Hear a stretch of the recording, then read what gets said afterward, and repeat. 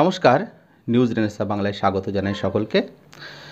তো আমরা সকলে জ্যোতিষশাস্ত্র সম্বন্ধে কম বেশি শুনেছি এবং বিভিন্ন জ্যোতিষী স্বর্ণপন্ন হয়েছে বিভিন্ন সময়ে, কেউ বিশ্বাসে কেউ বা ভয়ে। কিন্তু এ নিয়ে যুক্তিতর্কের শেষ নেই, কেউ বিশ্বাসী কেউ অবিশ্বাসী।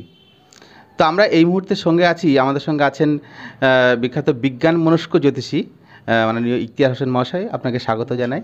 তো বিজ্ঞান মনস্ক এই কথাটা আর জ্যোতিষী কথাটা কি পরস্পর বিরোধী মনে হয়?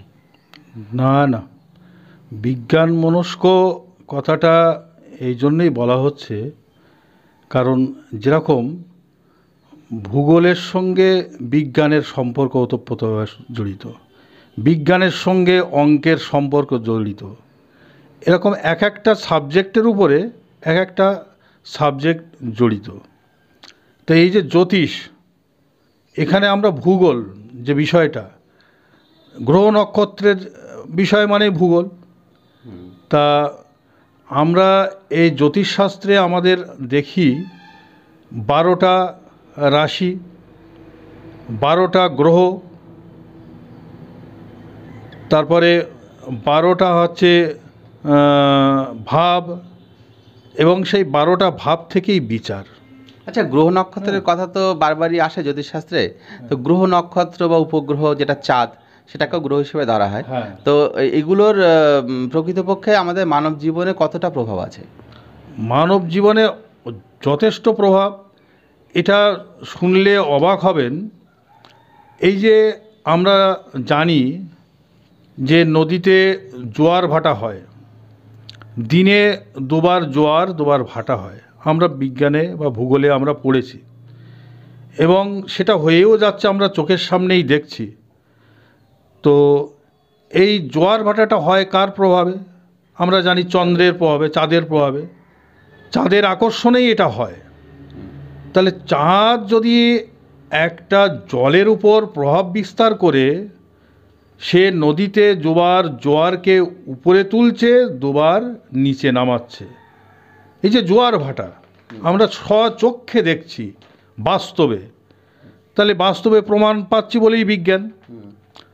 ঠিক চাঁদ যদি জলে একটা ওই রকম প্রভাব বিস্তার করতে পারে পৃথিবীর বুকে, তাহলে এই পৃথিবীর বুকেই তো মনুষ্য, সমস্ত জীবজগৎ, গাছপালা, পশু পাখি, মানুষ, গরু, ছাগল, সব কিছুই তো পৃথিবীতে।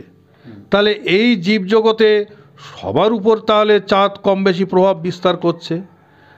আর এই করছে বলেই আমরা জ্যোতিষশাস্ত্রে যে এই যে 12টা রাশি, আমরা আছে জ্যোতিষশাস্ত্রে 12টা ঘর আছে।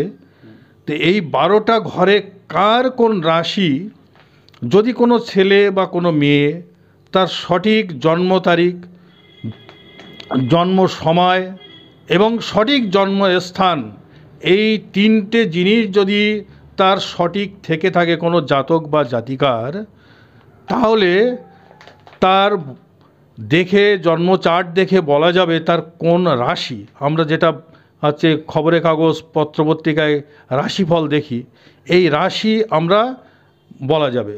এই আমরা দেখি বিভিন্ন সময় অনেকে বলে মাঙ্গলিক, কারো কালসর্প দোষ, এগুলো কি আদৌ কোনো পাথরের সাহায্যে প্রতিকার করা সম্ভব? হ্যাঁ, ওটা বলছি, তবু একটুখানি এখানে কথাটা শেষ করে নেই। এই যে রাশি যে কথাটা বললাম, চন্দ্রের অবস্থান দেখে ওই বাচ্চাটে তার চন্দ্র কোন ঘরে অবস্থান করছে, এবং সেই অবস্থান দেখে, এবং চন্দ্রের ডিগ্রিগত অবস্থান, সেটা একটা বড় ভাইটাল। চন্দ্র বৃষ রাশিতে 3 ডিগ্রিতে তুঙ্গস্থ। এবার এরকম মেষ রাশি, যদি মেষ রাশির ঘরে চন্দ্র থাকে বাচ্চাটে, তাহলে তার মেষ রাশি। যদি বৃষ রাশির ঘরে চন্দ্র থাকে তাহলে বৃষ রাশি। যদি সিংহ রাশির ঘরে চন্দ্র থাকে সিংহ রাশি। মিথুন রাশির ঘরে চন্দ্র থাকলে মিথুন রাশি। এরকম 12টা রাশি আছে। যে ঘরে চন্দ্র অবস্থান করবে সেই জাতক বা জাতিকার সেই রাশি। তাহলে চন্দ্র আমাদের মন এবং মানসিকতার কারক। জ্যোতিষশাস্ত্রে চন্দ্র হচ্ছে মাতৃকারক। আমাদের মন মানসিকতা কেমন হবে, আমাদের চিন্তা শক্তি, চিন্তা ভাবনা কেমন হবে, সেটা চন্দ্রের অবস্থানের ওপরে, সেই রাশিফলের ওপরে নির্ভর করে জাতক জাতিকার। তাহলে চন্দ্র মানব জীবনেও ঠিক জোয়ার ভাটার ন্যায় উত্থান পতনের মতনই প্রভাব বিস্তার করছে। তাই জ্যোতিষশাস্ত্র যে বিজ্ঞানমনস্ক, বিজ্ঞানের সঙ্গে জ্যোতিষের যে একটা নিগুড় সম্পর্ক, এখান থেকেই বোঝা যায় ওই জোয়ার ভাটার ন্যায় আমাদের মানব জীবনেও সে চন্দ্র প্রভাব বিস্তার করে চলেছে। এবার যে প্রতিকারের কথাটা বলা হচ্ছিল যে বিভিন্ন গ্রহের জন্য আমরা যে পাথর দিই বা মাঙ্গলিক বা এই জাতীয় কালসর্প দোষ কাটানোর জন্য, পাথরগুলো কি সত্যি কাজ করে? হ্যাঁ, তা না হলে একটা একটা রত্নের দাম এত হবে কেন? এবং রত্ন যে সে লোক কিনতে পারবে না। রত্নর যে মূল্য, সে দেখা যাচ্ছে হাই সোসাইটি, হাই প্রোফাইল, বড় বড় তারকা, সেলিব্রিটি, তাদের হাতে বা তাদের গলায়, তাদের বিভিন্ন অর্নামেন্টসে আমরা দেখছি এই রত্ন অলংকার হিসাবে ধারণ করতে। তাহলে সেই রত্নের কারকতার উপরে সে সেই রত্নগুলো ধারণ করছে। কেন সে এই দুর্মূল্য বাজারে অত মূল্য দিয়ে কেন রত্ন কিনতে যাবে? নিশ্চিত তার কিছু প্রভাব মানব জীবনে প্রভাব ফেলে। তা না হলে ফালতু কেউ মানুষ টাকা খরচ করে ওই রত্ন ধারণ করতে যাবে না। না, এর কোনো প্রমাণ মানে ডাইরেক্ট আপনি কখনো পেয়েছেন যে এটা করে কেউ উপকৃত হয়েছেন, এরকম কোনো? অবশ্যই। একটা জিনিস যখনই কারোর কাছে তার প্রতিকার হিসেবে রত্নটা নেবে, সে চলার পথে তার মনের ওপরে কিন্তু একটা ওই রত্নটাও যখন দেখবে, তখন সে কোন কারণে নিচ্ছে এটা কিন্তু একটা বিরাট প্রভাব। সাইকোলজিক্যাল। এটা তার প্রথম দৃষ্টিতেই তার মনের ওপরে ওই প্রভাবটা এসে গেল যে আমার এই ঘটনা আমার জীবনে ঘটছে, তার প্রতিকার স্বরূপ আমি এই রত্নটা নিয়েছি। এটা মনের ওপর যে প্রভাব, তাহলে সেই প্রভাব থেকে সে কিছুটা সতর্ক ওখান থেকেই হয়ে যাচ্ছে। এবার এই রত্ন মানব জীবনে প্রভাব ফেলে যদি অরিজিনাল রত্ন হয়ে থাকে, সে পোখরাজ হোক, রক্তপ্রবাল হোক, মুক্ত হোক, যদি অরিজিনাল রত্ন হয়ে থাকে, তাহলে মানব জীবনে সে 40 থেকে 45% তার কিছুটা কার্য প্রভাব তাকে কাজের ক্ষেত্রে অগ্রগতি দিয়ে থাকে। অরিজিনাল রত্ন কীভাবে চিনবে? অরিজিনাল রত্ন এই জায়গাটায় বহু সমস্যা, নানা মুনির নানা মত। অরিজিনাল রত্ন যে জ্যোতিষীরা আছে প্রেডিকশান করে দেন, তাদের উপর অনেকটা নির্ভর করে।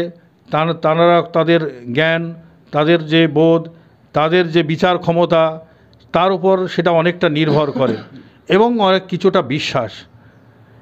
এবার রত্ন যদি কালার ওপর একটাও কাজ আছে মানব জীবনে, যেরকম প্রত্যেক হলুদ কালারটা হচ্ছে বৃহস্পতির হিসাবে, রক্তপ্রবাহ লাল কালার, এরকম চন্দ্র সাদা কালার, শুক্র সাদা কালার, এই যে কালার একটা প্রভাব, হ্যাঁ, এগুলো মানব জীবনে প্রভাব ফেলে।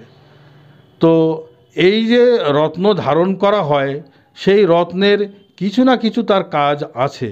উপরত্ন নিলে সেখানে 10% থেকে 15% কাজ হয়। হ্যাঁ, এগুলো রত্নের যে একেবারে কাজ নেই এটা বলা যাবে না। রত্নের কিছু না কিছু প্রভাব আছে, সেটা যদি সে সঠিকভাবে ব্যবহার এবং নিয়ন্ত্রণ করে চলে। যারা এই মুহূর্তে দর্শক আছেন তাদের উদ্দেশ্যে আপনার কি বার্তা থাকছে এবং কিভাবে আপনার সঙ্গে যোগাযোগ করবে যদি একটু বলেন?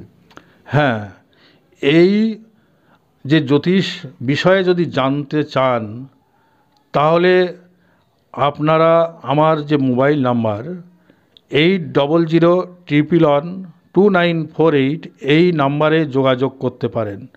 এবং আপনার যদি সঠিক জন্ম তারিখ, জন্ম সাল, জন্ম সময়, জন্ম মাস এবং কোথায় জন্ম হয়েছিল, এগুলো যদি সঠিক থাকে তথ্য, তাহলে আপনার সঠিক বিচার আপনি পাবেন এবং আপনি আপনার ভাগ্য চার্টে কি কি আছে জন্মকুষ্ঠিতে আপনি ডিটেলস জানতে পারবেন এবং তখনই আপনার বিশ্বাস হবে জ্যোতিষশাস্ত্র সত্য না মিথ্যা।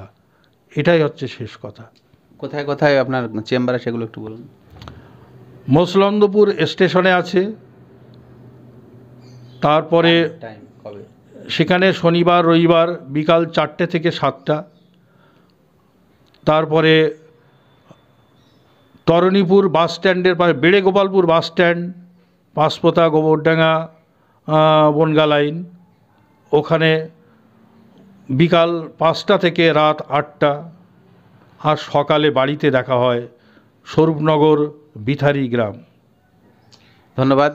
তো যারা দর্শক দেখছেন, একবার ঘুরে আসুন না, দেখুন না, আপনাদের ভাগ্যকে পরীক্ষা করে। আমি কাউকে মানে প্রমোট করছি না, বিশ্বাস করতে হবে এমন নয়, কিন্তু একবার পরীক্ষামূলকভাবে আপনারা যেতেই পারেন বিজ্ঞানমনস্ক জ্যোতিষী ইখতিয়ার হোসেন সাহেবের কাছে, এবং দেখুন আপনাদের সঙ্গে মিলছে কিনা। যদি মেলে তাহলে পরবর্তী ধাপে আপনারা আরও চিন্তাভাবনা করতে পারবেন। ধন্যবাদ দর্শকদেরকে, আবারও নমস্কার জানাই। ধন্যবাদ।